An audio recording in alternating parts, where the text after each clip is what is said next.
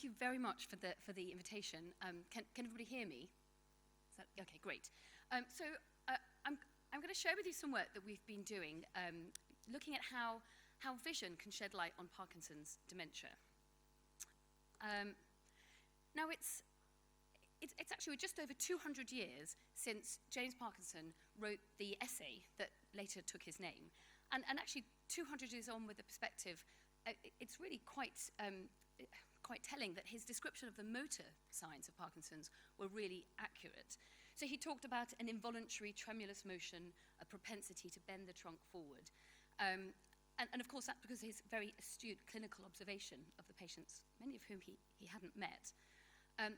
But he wrote that the senses and the intellect are uninjured. And of course, it was Charcot who pointed out around 60 years later that actually that's not quite right, and that at a given point, the mind becomes cloudy and memory is lost. And when I talk to patients in my clinic, it's Parkinson's dementia that terrifies them. That's the thing that they're most worried about. And actually, they'll often say, I'm not too worried about my motor symptoms. If you can just make sure I don't get dementia, then I'll be happy. But actually, Parkinson's dementia is quite common. So 50% of people with Parkinson's will get dementia within 10 years of diagnosis. So this isn't rare, this is common, but it varies in its timing and its severity. So our work is trying to work out, well, who's going to get dementia so that we could ultimately target those people for treatment, and also to try to understand, well, what are the biological mechanisms that are underpinning this. So I'm going to share with you 4 pieces of work that we've been doing recently, looking at, starting with the sort of early visual measures that we can use, then looking at brain tissue iron, white matter integrity, and then finally some really fresh work that we've been doing looking at differences in connections. So we got into all of this because of a clinical observation. So patients with Parkinson's told us that they had trouble reading capture images. Now, you might remember some of these. They have changed over the years, but originally they were these funny letters and numbers that you used to get on banking websites. And if you're struggling to read that one, don't worry too much, because they are designed to be difficult to interpret.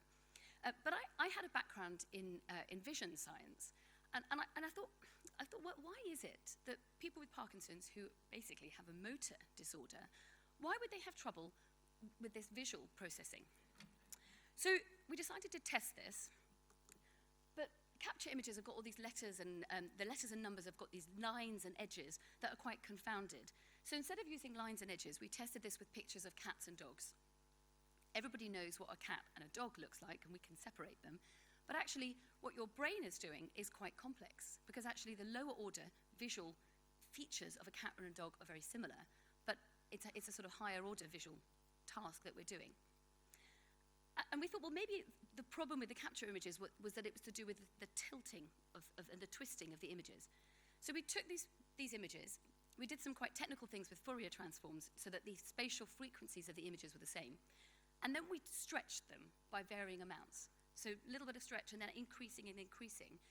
And by changing the amount of stretch, we could work out exactly the threshold where a particular individual could only just tell the difference between a cat or a dog. Now, we did this lots of times. So we showed them around 400 images of cats and dogs. Sounds like a lot, took around 20 minutes, and actually we fed them cups of tea and things in between. So they didn't suffer too much. But by doing this lots of times, we could really fairly accurately find the threshold for each individual person. And when we compared, initially in a small group of controls and people with Parkinson's, we were quite interested to see that overall there was this difference, that people with Parkinson's were overall worse at telling apart these distorted images, and they had these lower thresholds, so they could only tolerate a low amount of skew to the image. But what we thought was quite interesting was not just that they were worse, it was this variability. So there are a bunch of people who were worse than the controls, but quite a few of the patients, well, at least one of them was better than any of the controls. So we started to ask, well, what would happen to these people if we follow them up over time? So that's what we did. We took these patients and we compared how they had done at baseline. And here I'm showing you this with D prime, which is another measure of performance. So lower D prime is poorer performance. And we then tested their cognitive function a year later. So what we're looking at is a change in MoCA over time. And what we found was that the people who performed worse at baseline at telling apart cats and dogs were the ones who dropped their mocha in a year, whereas the people who were really quite good at this task either stayed the same or did better. So we quite like that. Seems quite nice. We can do some visual tests, and maybe we'll be able to tell what happens over time. But we only had small numbers, and we'd done only just this cats and dogs test and a couple of others. So we wanted to expand this a bit. So we set up the Vision in Parkinson's study. I was really unsure about the name, but the patients quite liked it, sort of VIP. It kind of felt quite special. And what we did was we expanded up along a number of different dimensions. So we put them through a lot of different vision tests. So they did the cats and dogs test. We did some other higher order vision tests, so things to do with biological motion, where you have to tell if dots are moving, look like a person. We did contrast sensitivity, color vision, visual acuity. We teamed up with a neuro-ophthalmologist, Finn Bremner, who did slit lamp examination in everybody, so we could be absolutely sure that it wasn't just that they had macular degeneration or there was actual eye pathology. We put them through really detailed neuropsychology. We had actually done that already, and we knew there were no differences in cognitive performance between the groups before, but we carried on doing that. So across all different domains, an hour and a half of really frontal lobe function, language function, sort of more standard visual tests, visual psychological tests. Because we were thinking about vision, we thought, well, let's just check. Maybe there were changes in the retina. So we learned how to do retinal imaging, and I'll take you through some of that, so that we can measure the structure of the retina in each of these people. Alongside this, we've started to collect plasma and genetics, so we can look actually at blood markers alongside the visual differences. And then we've done some imaging. So grey matter imaging, so we can look at volume. White matter, we've heard about tractography from Morten Kringelbach this morning, and actually we've done some sort of slightly newer techniques as well, looking at iron. We invited 140 people to come along, so that's 100 people with Parkinson's and, well, just a bit more than 135 controls. And they've all done a baseline visit, and that's mostly the data that I'm going to be showing you today. And then after 18 months, they've come along for a second visit, and actually we're about 90% through that second visit, so we're about to start looking at what happens over time. And then in another 18 months, we're going to have their third visit, so we're going to get really full difference across 3 years. But I'm starting to think that I want to keep going, but anyway, that's for future. So we only ask people to come with Parkinson's. We only allow them to take part if they didn't have dementia, because we want to see what's going to happen. So you don't have dementia at baseline, but we want to know what's going to happen over time. But how are we going to separate these people? If none of them have got dementia, how are we going to separate them apart? So around the time that we started doing this, a couple of risk scores started to be published. So this is one that came out in Lancet Neurology that essentially is an algorithm taking a whole bunch of clinical measures, so age at onset, mini-mental state, years of education, UPDRS3, which is your motor function, depression scores, and also can include genetic status if you want it. And you put it all into this algorithm, and you get an individual risk score for each patient who takes part. And the data I'm going to show you are for this risk score, but then we used other risk scores as well. So Caroline Williams-Gray, who works in Cambridge, has developed a much shorter risk score that we actually sometimes use in clinic that just uses age, your axial, so your kind of core motor symptoms, and animal fluency, so number of animals in a minute.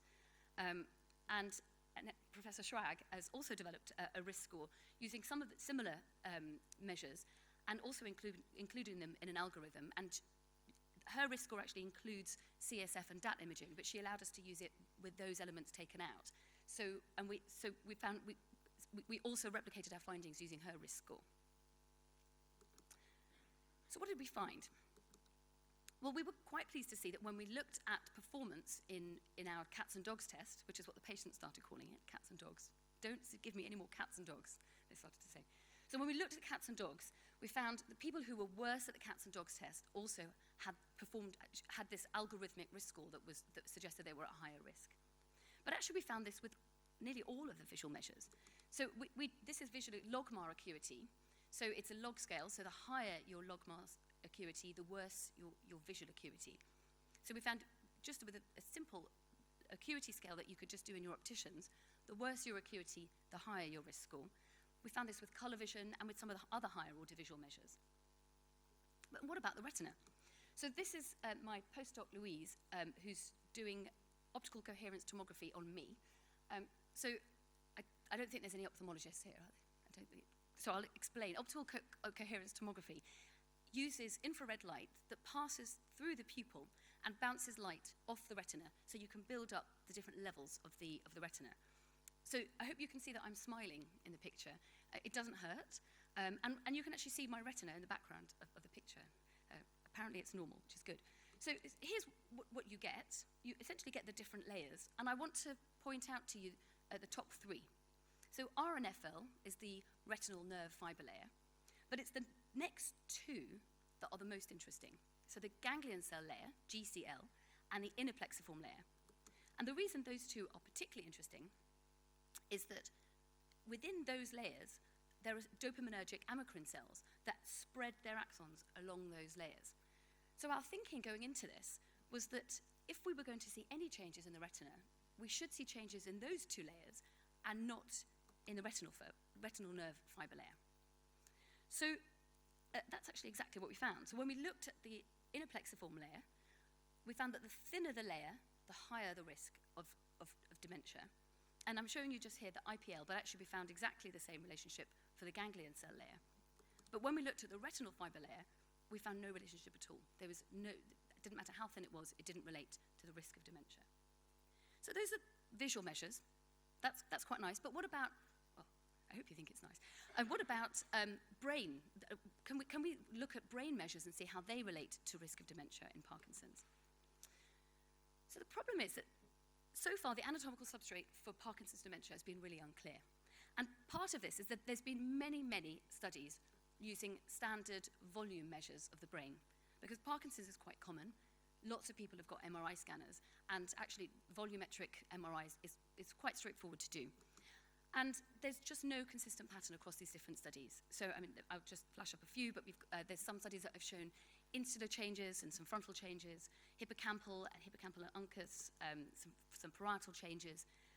And actually, for the earlier stages of Parkinson's dementia, so Parkinson's MCI, mild cognitive impairment, it's even less clear. So many studies show no atrophy at all. Some show parieto-occipital changes, middle temporal. Joanna Pereira showed actually changes across the whole brain, and some have shown precuneus changes. And we recently reviewed this and really showed that volume changes are just not helpful for Parkinson's. So we thought, well, let's look at something else. If volume's not helping us, maybe we need to look at changes in the tissue. So we got interested in brain iron. So why iron? Why iron and dementia? Well, it turns out that as we get older, we're all accumulating iron in our brains. And there's lots of reasons have been put out in the literature, and I always think when there's lots of reasons, I think it means that we still don't really understand why that is. But here are some of the reasons. So our blood-brain barrier becomes more leaky as we get older, and then there can be a sort of vicious cycle of iron setting up free radical oxygen species that then cause DNA damage, protein damage, that then actually causes the iron to release even more oxygen species. But actually there's also a link between iron and degeneration in general. So at post-mortem, there's more iron in people who have Parkinson's and also in Alzheimer's. And actually iron co-localizes with some of the proteins that we see in people who die with Parkinson's dementia. So I've mentioned here alpha-synuclein aggregation may even be triggered by iron, but also amyloid, which we find in the brains of people who've died of Parkinson's. Also, when you look at the amyloid, iron will co-localize to it. So it seems that iron might be important. So how can we measure it? So the way that we can measure iron is by looking at a measure called susceptibility. So susceptibility is a measure of any material's tendency to interact with a magnetic field that's imposed on it.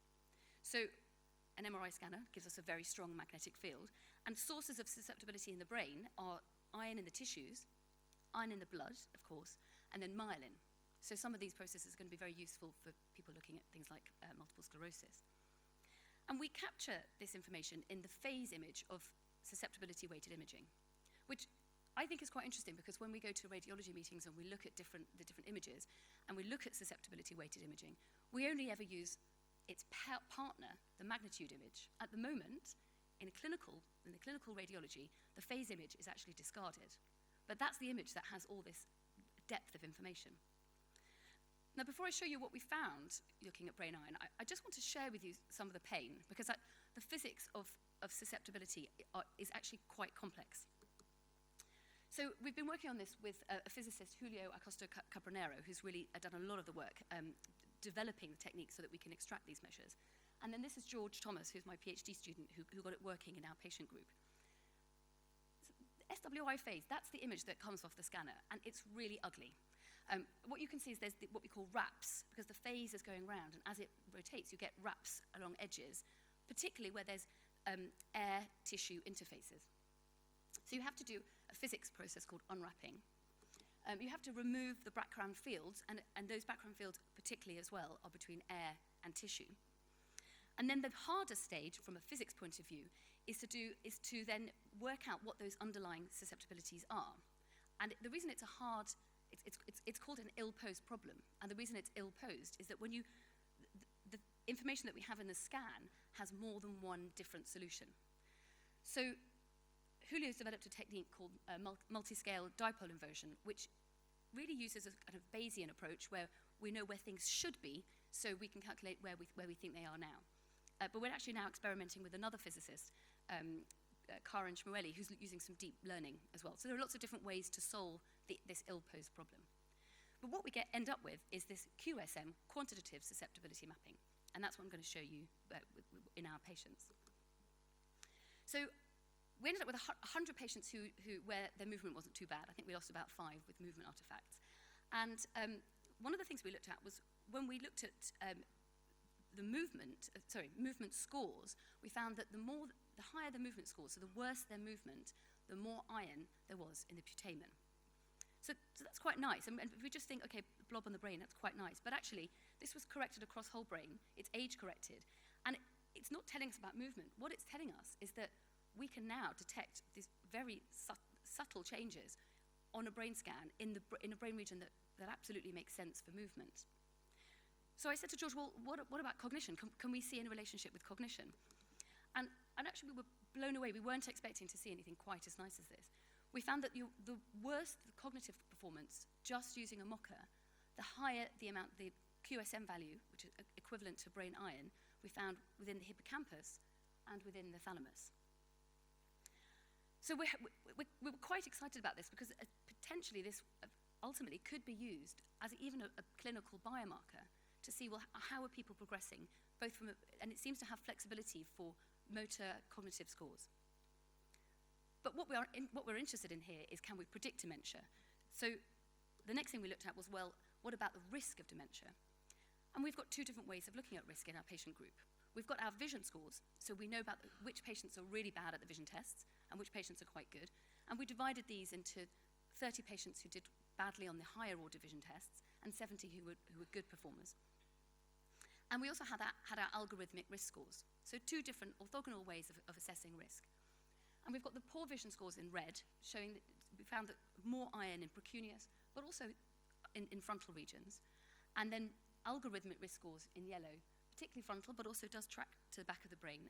And then the overlap between those scores is shown in orange. Importantly, all of these comparisons that we looked at, when we did any of these, when we just looked at volume, we found no differences at all. So when we using these brain iron measures, using quantitative susceptibility mapping, we start to see differences and start to see cortical changes in patients where we hadn't been able to see this previously. So that's iron. Just going to move on to axons and white matter integrity. So why white matter integrity in Parkinson's? Why would we even think about this?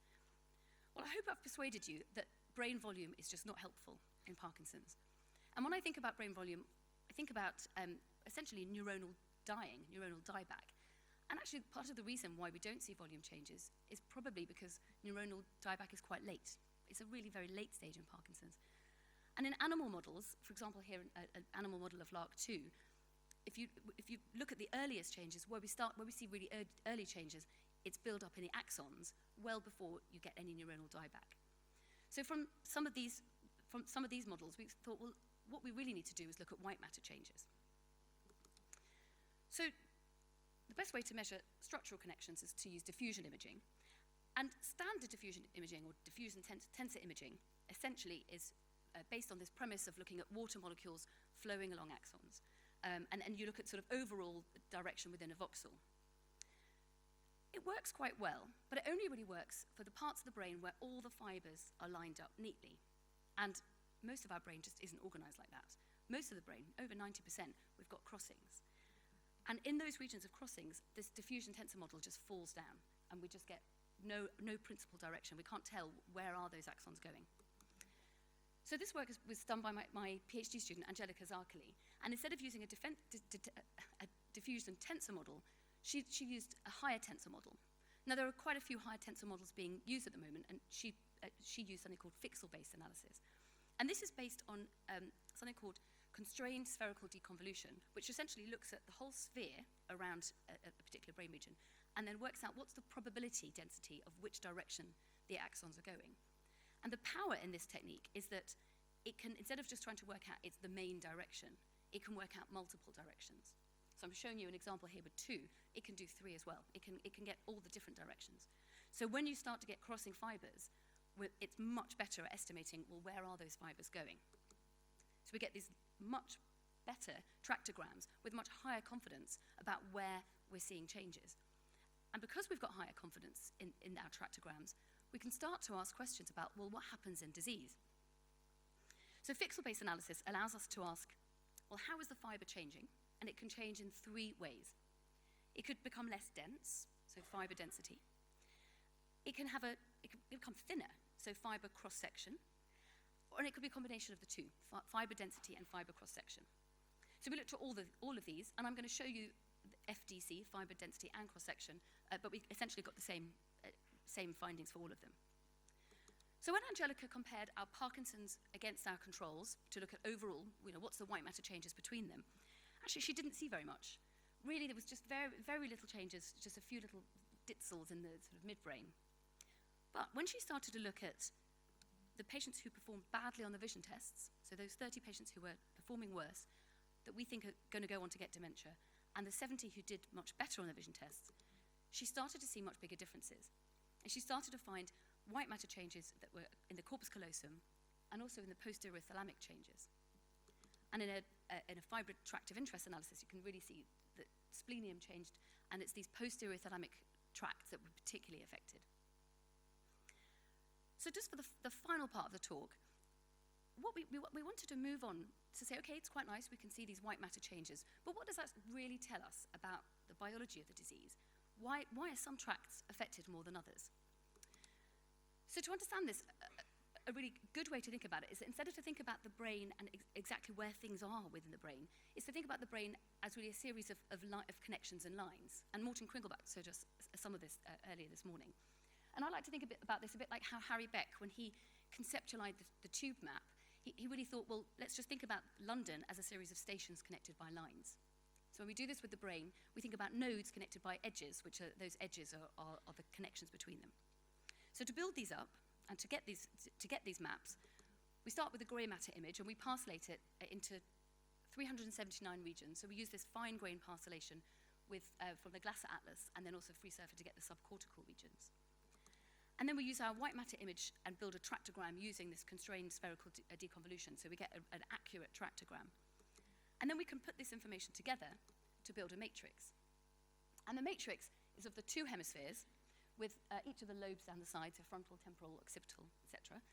And what jumps out when you look at that matrix is that there's quite a lot of structure.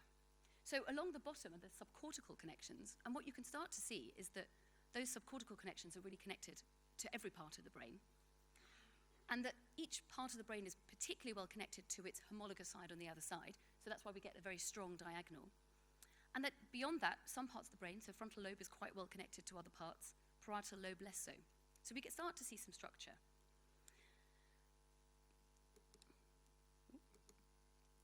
So to then start asking these questions, we then wanted to look at differences between connections. So to begin to do this, we partition all these different connections in a data-driven way into different modules. And we did this using something called a Louvain community, which is one way of dividing it up. And we end up with 9 modules, so 8 modules plus a subcortical module. And we can categorize connections between each of these modules as one of 4 types. So they can be subcortical-cortical, interhemispheric, so going across the brain, intrahemispheric, so within a hemisphere, and then intramodular, so much more local modules. And then the really interesting questions start to be, well, how do the connections differ between these different types of connections? And we're going to look at strength, so what's the difference in strength of connection, and then we're going to look at length. So starting at strength of connection, when we looked at the interhemispheric and the subcortical cortical, we found that several of the different connection types showed a decrease in strength. But we didn't see that when we looked at the intrahemispheric, the much more local ones, and the intramodular. And in fact, we found exactly the opposite. We found instead that there was, if anything, an increase in strength between these, or no change at all.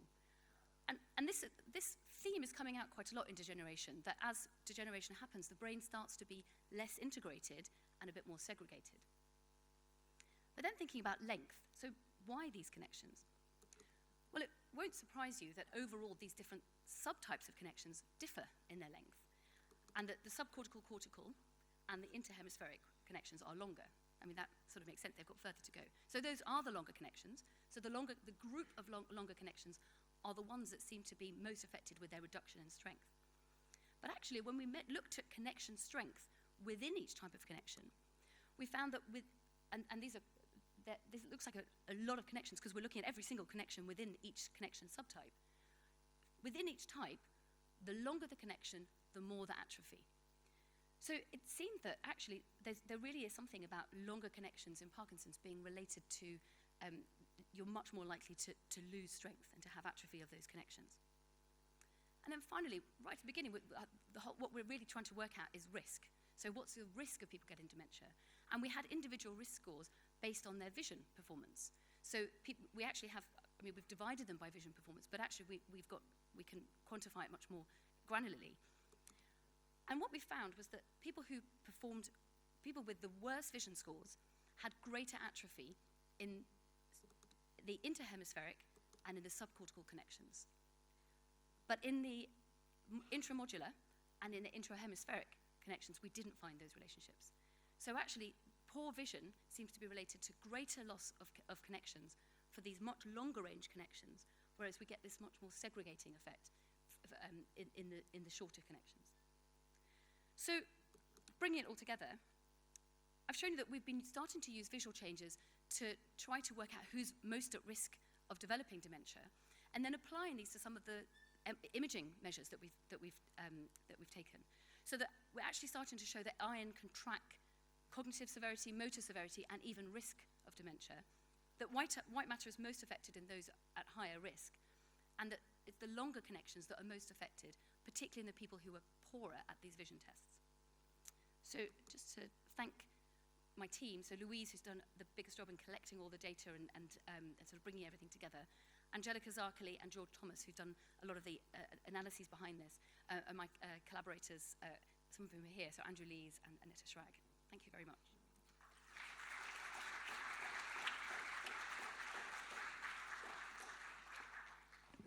Thank you very much, Rimona, for this really novel way of imaging Parkinson's and prediction of dementia.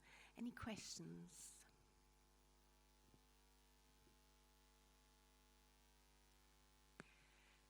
Perhaps I can ask a question. So clearly this is a very novel way of looking at imaging in Parkinson's disease, and at the moment in routine practice, imaging isn't terribly helpful in either diagnosing or measuring progression. Do you think some of the findings that you've described can help us in clinical practice in the next few years? Yeah, no, that's what we're about, what we want to do. At the moment for imaging, I've been talking with the physicists about can we translate some of these iron findings so that we can get an individual iron score for a patient that comes to the clinic. I thought they'd say, oh, it would be a couple of years. No, it's quite complex to get an individualized score. So that at the moment we're a little way off. But I think thinking about risk score and the approach of, well, is this patient in front of me going to get dementia? I'm already starting to think about that in clinic, because I think that there are things that we can modify to improve outcomes. So I do some of the simplified scores that Caroline Williams-Gray has developed, looking at axial rigidity and fluency. And then sorts of things that we modify are vascular risk scores and really promoting exercise in those patients.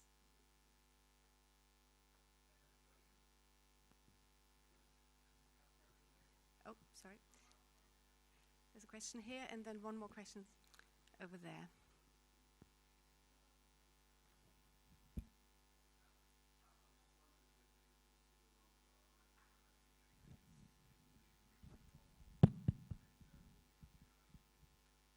So I had a great question. Could you just wave, because I can't see you and I want to... Oh, hi. So the question was, can I foresee iron chelating agents for Parkinson's, or in degeneration in general? So it's a great question. And actually, Parkinson's UK have already got an iron chelating study going on in France using desferrioxamine. And I got in touch with them as soon as we saw that we had these findings. They're already collecting SWI imaging. So it could be an area of interest that could work. I don't know if it might be too late. So it could be that by the time you start to get these iron changes, the degeneration is already along the way. But who knows? And that's what we'll need to see what the results of their studies show. Can you hear me? Hello, hi. Well, thank you very much. This is very fascinating. I have just a quick question. I see that you are collecting more specific neuropsychological test scores, and I was wondering whether there is any connection, any relationship between the visual score that you are collecting and the change over time in objective neuropsychological tests, and whether you find any correlation also to the baseline subjective cognitive complaints of these patients. So I'm going to separate those two. So first, do the vision scores relate to cognition over time? That's exactly what we're starting to look at now. So we're nearly finished the second visit. 18 months is quite early to see cognitive change. I think we'll see bigger changes at 3 years. But that's the kind of burning question. Does it actually show over time? It did in our very small pilot group, but let's see if it does pan out. The second question was about subjective cognitive complaints. And actually, I think in Parkinson's, that's quite an interesting group, because it's very different from subjective cognitive complaints that just walk in out of the context of Parkinson's. And I don't know if other Parkinson's neurologists would agree with this, but I find that Parkinson's patients have quite a lot more insight into their own cognitive difficulties. So if they come along and say, I'm a bit worried about my memory, they're usually right. So I suspect that there will be a relationship, but we'll see. Any other questions? So, yeah, one more over there. Is there another one? So one there. Just regarding the neuropsychology of this, my understanding is that the neuropsychology of Parkinson's is quite frontal subcortical. So if you're looking for a although it's variable, and again, my understanding is that you can find visuospatial problems, but they're more variable than the frontal subcortical neuropsychological markers. So if you're looking for an early neurocognitive marker of risk of later decline, why not look at one of the more established, say, frontal executive markers rather than vision? So I'm a little bit unsure why, in terms of an early marker, why your target's been vision, not the more stable frontal markers. So great question. So why not frontal subcortical when that's kind of much more commonly reported? You're right. If you take a patient with Parkinson's and send them to neuropsychology, your report will say frontal subcortical changes. But actually, Caroline Williams-Gray, again, did some great work in something called the Icicle study, where they did a whole bunch of frontal subcortical cognitive tests, and actually the visual test that they did was intersecting pentagons. And what she showed was that the best marker of future dementia was failure in copying intersecting pentagons. So people who failed at the beginning were double the risk of dementia at 10 years. In fact, that's what my quote was. I should have cited her. So she came up with this, her and Roger Barker, with this dual hypothesis, that actually there's two patterns. There's a visuospatial predominant pattern, and the people who get visuospatial predominant difficulties, they're the ones who dement, whereas people who have much more of a frontal subcortical pattern, that often can be a bit more responsive to dopamine, and that can be reversible, and they don't always dement. I think it might even be more nuanced than that. Certainly fluency, and she also pointed out, fluency is an early marker. I think frontal executive changes are also likely to be affected, and we're collecting those. But what's really come out is that these visuospatial changes are an early marker, and that's really come out through the Cambridge group. So that's one of the reasons, one of the motivators for looking at this.